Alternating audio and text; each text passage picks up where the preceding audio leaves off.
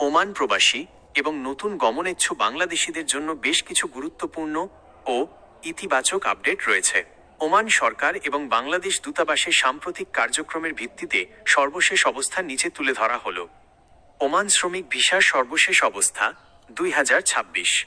দীর্ঘ প্রতীক্ষার পর ওমান সরকার বাংলাদেশি কর্মীদের জন্য শ্রম বাজার উন্মুক্ত করার বড় ধরনের সিদ্ধান্ত নিয়েছে। ভিসা পুনরায় চালু 2026 সালের জানুয়ারি মাসের শেষ দিকে ওমানের শ্রমমন্ত্রী এবং বাংলাদেশের প্রবাসী কল্যাণ উপদেষ্টার মধ্যে অনুষ্ঠিত বৈঠকে জানানো হয়েছে যে বাংলাদেশি কর্মীদের জন্য নতুন ওয়ার্ক ভিসা পুনরায় চালু করা হচ্ছে। দক্ষতার উপর গুরুত্ব। ওমান বর্তমানে অদক্ষ শ্রমিকের পরিবর্তে দক্ষ এবং আধা দক্ষ, স্কিল্ড এবং সেমি স্কিল্ড কর্মীদের প্রাধান্য দিচ্ছে। বিশেষ করে আইটি, ইঞ্জিনিয়ারিং এবং মেডিকেল সেক্টরে পেশাদারদের জন্য নতুন সুযোগ তৈরি হয়েছে। 200+ পেশায় নিষেধাজ্ঞা। মনে রাখবেন, ওমান সরকার প্রায় 200টিরও বেশি পেশায় প্রবাসীদের কাজ করা নিষিদ্ধ করেছে। ওমানিজেশন। এই তালিকায় থাকা পেশাগুলোতে নতুন কোনো ভিসা ইস্যু করা হচ্ছে না। তাই ওমান যাওয়ার আগে আপনার পেশাটি এই তালিকার অন্তর্ভুক্ত কিনা তা যাচাই করে নেওয়া জরুরি। Tired work permit. কোম্পানিগুলোর জন্য নতুন ফি কাঠামো চালু করা হয়েছে।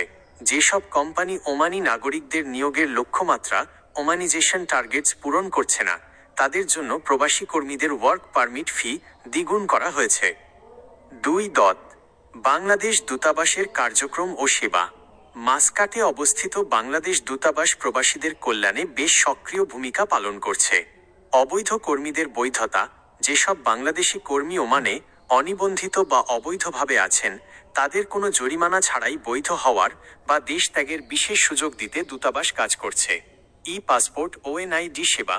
দূতাবাস নিয়মিতভাবে ই পাসপোর্ট রি-ইস্যু এবং নতুন আবেদনের কাজ পরিচালনা করছে।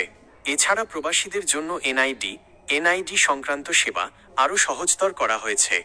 আইনি ও কল্যাণ সহায়তা। বেতন বকেয়া বা নিয়োগকর্তার সাথে সমস্যা হলে দূতাবাসের শ্রম উইং সরাসরি আইনি সহায়তা প্রদান করছে। জরুরি প্রয়োজনে দূতাবাসের হটলাইনে যোগাযোগের পরামর্শ দেওয়া হয়েছে। প্রবাসীদের জন্য বিশেষ সতর্কতা ও টিপস। 1. ভিসা যাচাই। ওমান সরকার এখন প্রফেশনাল অ্যাক্রেডিটেশন সিস্টেম চালু করেছে। অর্থাৎ ইঞ্জিনিয়ারিং বা অ্যাকাউন্টিংয়ের মতো পেশায় যেতে হলে আপনার শিক্ষাগত সনদ আগে ভেরিফাই করাতে হবে। 2. দালাল থেকে দূরত্ব। নতুন ভিসা চালুর খবরে জাল ভিসা বা ভুয়া নিয়োগপত্রের প্রতারণা বাড়তে পারে। সবসময় বিএমইটি এবং দূতাবাসের মাধ্যমে তথ্য যাচাই করুন। 3. আকামা নবায়ন। যাদের আকামার মেয়াদ শেষ হয়ে আসছে, তারা দ্রুত কোম্পানির মাধ্যমে নবায়ন করে নিন। বর্তমানে ওমান সরকার অনিবন্ধিত কর্মীদের ব্যাপারে বেশ কড়াকড়ি আরোপ করছে। জরুরি প্রয়োজনে যোগাযোগ।